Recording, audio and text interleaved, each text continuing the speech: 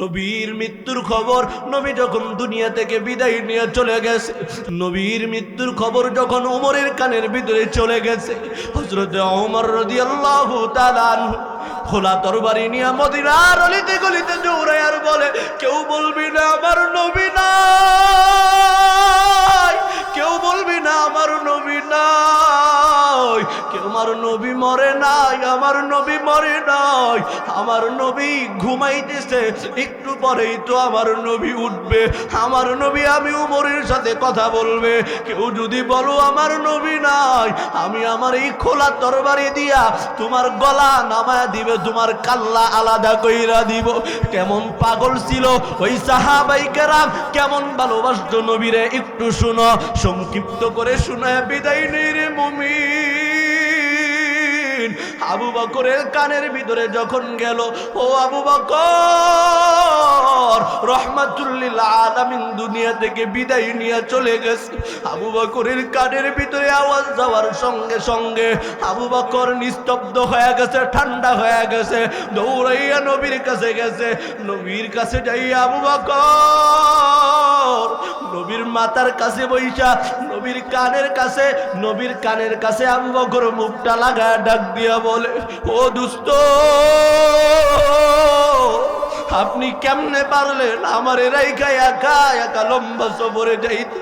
ও দোস্ত, আমি তো ছিলাম আপনার হিজরতের রাতের দোস্ত, আমি তো ছিলাম আপনার ওই গর্তের দোস্ত। সাপ আমার দংশন করছে, সাপ আমারে কামড়াইছে, তবু আমি আবু বকর আপনি নবীর ছাড়িয়া যাই নাই। ও নবী বলেন, আপনি এই লম্বা হিজরতে গেছেন, আমি আবু বকর কার কাছে যাব? ও নবী বলেন, কার কাছে যাইয়া আমি আবু বকর সান্ত্বনা পাবো? নবী আপনি কেন আমি আবু বকরে নিয়ে গেলেন না? ও লালমনিরহাটের যুবক, ও পর্দার আড়ালের মা বোনেরা, ওই নবীর সাহাবাই কেরাম কত ভালোবাসতো, সংক্ষিপ্ত করিয়া শোনাই। নবী দুনিয়া থেকে বিদায় নিয়ে চলে গেছে, এই খবর যখন হযরতে বিলালের কানের ভিতরে গেছে, হযরতে বিলাল রাদিয়াল্লাহু তাআলা আনহু পাগলের মতো কান্না করে, নবীর কাছে নবীর কাছে আইসা মাটির ভিতরে গড়াগড়ি করে, বারবার বেহুশ হয়ে যায় আর বলে, নবী আমার, ও নবী আমার, আমার মনের কষ্ট কার কাছে বলবো গো নবী? ও নবী আমি কার কাছে যাব? কে আমারে আদর করবে, কে আমারে ভালোবাসবে?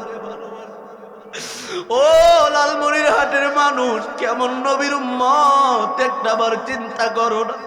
যেই নবীর জন্য সাহাবাই কেরাম পাগল পারা, নবী যখন দুনিয়া থেকে বিদায় নিয়ে চলে গেছে, হযরতে বিলাল তার গাট্টি বস্তা ভরিয়া মদিনা থেকে রওনা করছে, দামেস্কের দেশে চলে যাবে।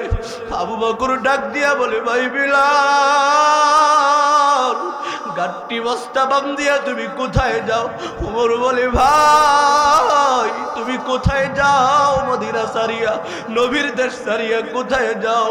বিলাল এবার আবু বকরের ডাক দিয়া বলে, ও খলিফাতুল মুসলিমিন, আমি বিলাল আর মদিনায় থাকতে পারবো না। আমি বিলাল যদি মদিনায় থাকি কোনো, ও খলিফাতুল মুসলিমিন, আমি নবীরে ছাড়া যেই মদিনার ভিতরে নবী নাই, ওই মদিনার ভিতরে আমি বিলালও নাই, আমি বিলাল থাকতে পারবো না। লম্বা ঘটনা, বিলাল মদিনা থেকে চলে গেছে ওই দূরের দেশে, দামেস্কের দেশের ভিতরে। ও এলাকার যুবক বৃদ্ধ বাবা, একটু ভালো করিয়া শুনো, কয়েক মাস পার হইয়া যায়, বিলাল স্বপ্নে যুগে মায়ার নবী আইসা বলে, বিলাল তুই কেমনে এত স্বার্থপর হইলি রে বিলাল? বিলাল তুই কেমনে পারো? সবাই আমি নবীর কবরের পাশে আইসা দাঁড়ায় সালাম দেয়, তুই বিলাল কেন আসো না? তোর মনটা কি চায় না আমি নবীর মাকবারার পাশে দাঁড়াই আমি নবীর সালাম দিবি? হযরত বিলাল স্বপ্নে ভাঙার পর ঘুম থেকে ওইটা কোনো দেরি নাই, মদিনার পথ রওনা করেছে। দীর্ঘ সময় পর যখন মদিনার পথ দিয়ে বেলাল হাঁটে, মদিনার ছোট্ট ছোট্ট ছেলেরা দৌড়াইয়া ঘরে যায় আর মারে ডাক দিয়ে বলে, মা আমার নবী মনে হয় মদিনায় আসবে, আমার নবী মনে হয় মদিনায় আসবে। বলে কেন? আমার নবী তো আর আসবে না। বলে আজকে দেখলাম নবীর সাহাবী, নবীর মুয়াজ্জিন বিলাল মদিনায় আসছে। বিলাল যেহেতু আসছে, নবীও আসবে। বিলালের আগমনের কথা শুনিয়া সমস্ত সাহাবায়ে কেরাম বিলালের সাথে সাক্ষাৎ করার জন্য চলে গেছে। খলিফাতুল মুসলিমিন বিলালকে ডাক দিয়া বলে, বিলাল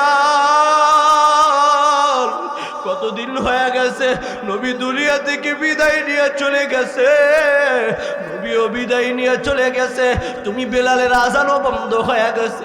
ও বেলাল, খুব মনটা চায় একটু তুমি ওই মিনারের উপরে ওইটা আজান দাও, একটু তোমার আজান শুনি। বেলাল খলিফাতুল মুসলিমিন রে ডাক দিয়া বলে, ওগো খলিফাতুল মুসলিমিন,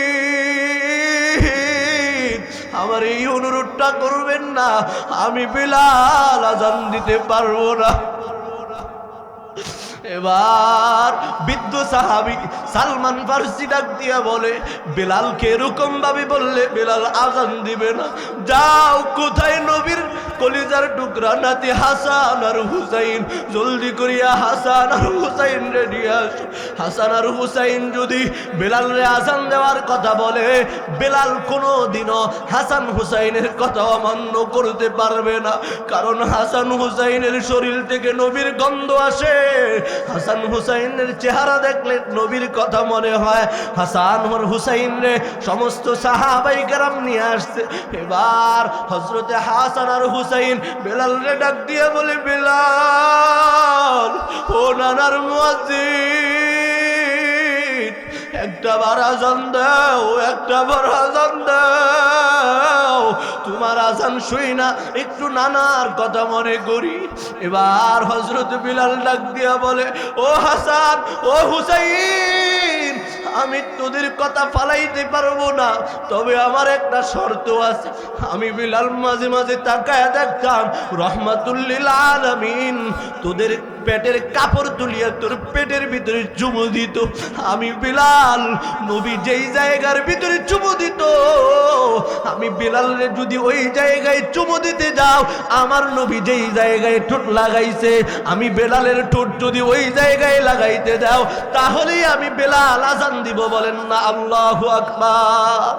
বেলাল এবার হাসান হুসাইনের পেটের ভিতরে চুমু দিয়া এনার উপরে ওইটা হযরত বেলাল আজান দেয়, আল্লাহু আকবার আল্লাহু আকবার আল্লাহু আকবার আল্লাহু আকবার, আশহাদু আল্লা ইলাহা ইল্লাল্লাহ আশহাদু আল্লা ইলাহা ইল্লাল্লাহ আশহাদু আল্লা ইলাহা ইল্লাল্লাহ পর্যন্ত ঠিক ছিল। যখন নাকি হযরত বিলাল আশহাদু আন্না মুহাম্মাদুর রাসূলুল্লাহ আশহাদু আন্না মুহাম্মাদুর রাসূলুল্লাহ বলা শেষ হওয়ার আগেই বিলাল বেহুশ হইয়া জমিনের ভিতরে পড়ে গেছে। সমস্ত সাহাবায়ে কেরাম আইসা বিলালরে ধরাধরি কইরা মাথায় পানি দেয়। কিছুক্ষণ পর যখন বিলালের হুঁশ ফিরে আসে, এবার নবীর সাহাবীরা ডাক দিয়া বলে, বিলাল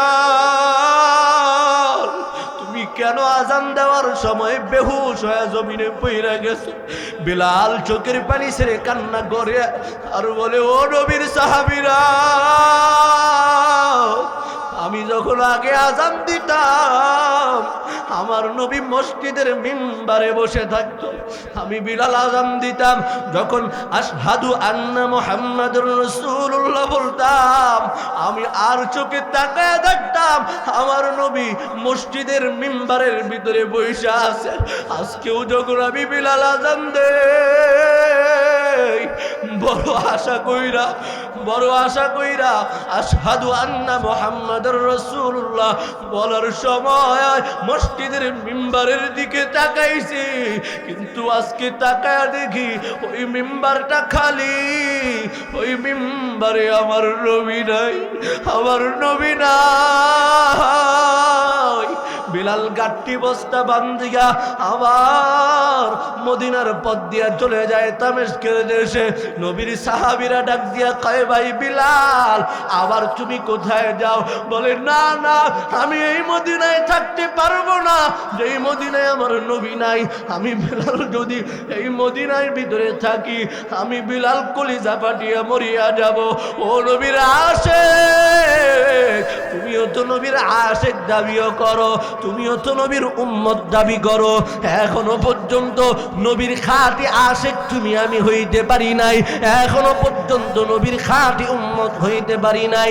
নবীর সুন্নত দাড়ি তোমার মুখে নাই, আর তুমি দাবি করো তুমি নবীর উম্মত। নবীর সুন্নত টুপি দেখতে পারো না, আবার তুমি দাবি করো তুমি নবীর উম্মত। না না, যতদিন পর্যন্ত নবীর দেখানো পথ দেখে চলতে না পারবা, যতদিন পর্যন্ত নবীর সুন্নত মানিয়া চলতে না পারবা, যতদিন পর্যন্ত নবীর আদর্শ নিয়ে না চলতে পারবা, ততদিন পর্যন্ত তুমি খাঁটি নবীর উম্মত হইতে পারবা না। কথা বলেন ঠিক কিনা?